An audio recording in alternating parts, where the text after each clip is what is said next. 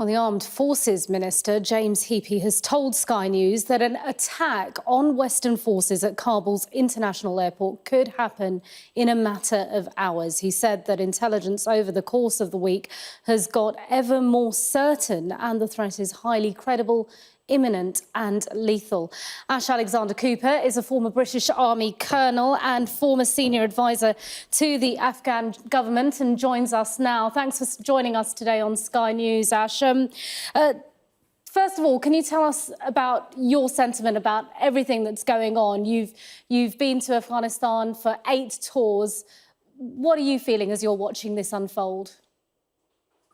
Well, first and foremost, it's a human tragedy that is unfolding before our eyes. And for many of us who've been there but are no longer able to influence in any really big way, it's devastating and upsetting to hear and see how so many people with whom we've worked and developed very strong bonds over many, many years are desperately trying to save themselves and their families from a regime that clearly could be extremely damaging to them. They are very vulnerable. And so, we're focused on trying to help as many people as we can in the time we have left. But clearly those on the ground are focused very much on making sure that they can evacuate safely those that remain. Yeah, and it is, of course, an extraordinary feat. What our forces are doing down there is exemplary. Do you have friends and colleagues down on the ground, part of the evacuation process?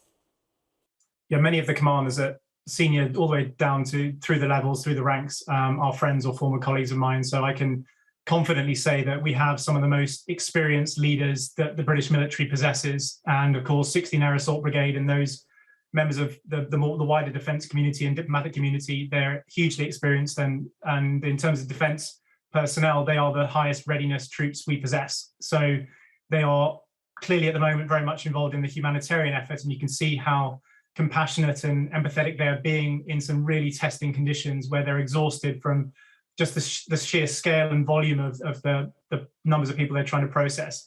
But be under no illusion that they will be also absolutely able and will need to deal potentially with all the threats that they identify. So they're highly trained troops and they will protect life if necessary, but hopefully we can carry out these last few days of airlifts safely without the threats manifesting.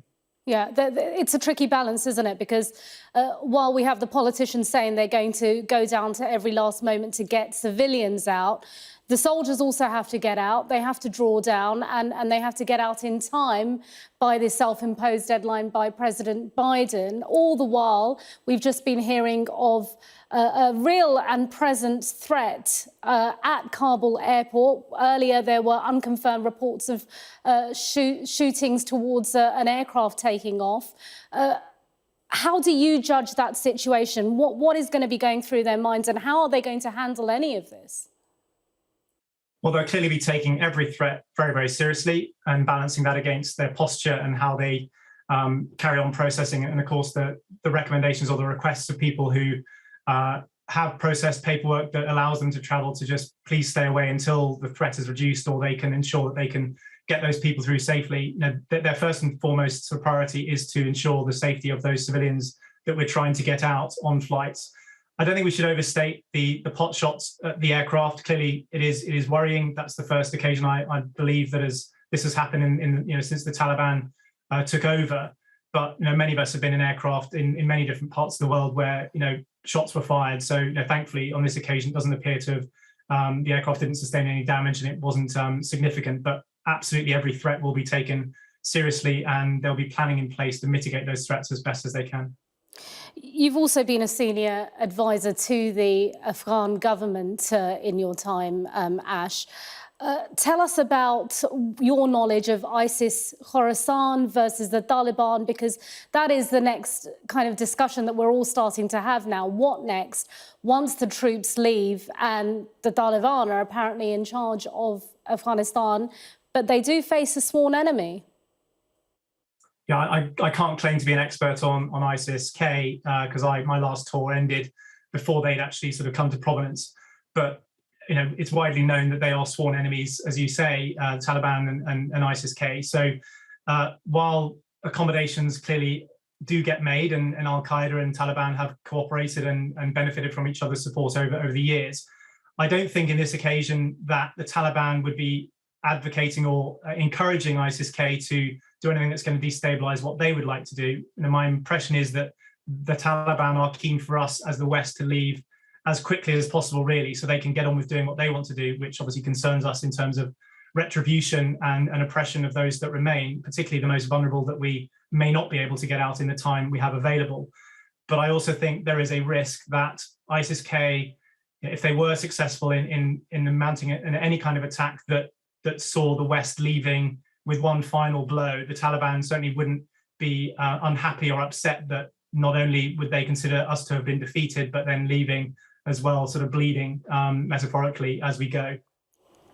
And Ash, have the people you've worked with on the ground, have they managed to get out safely?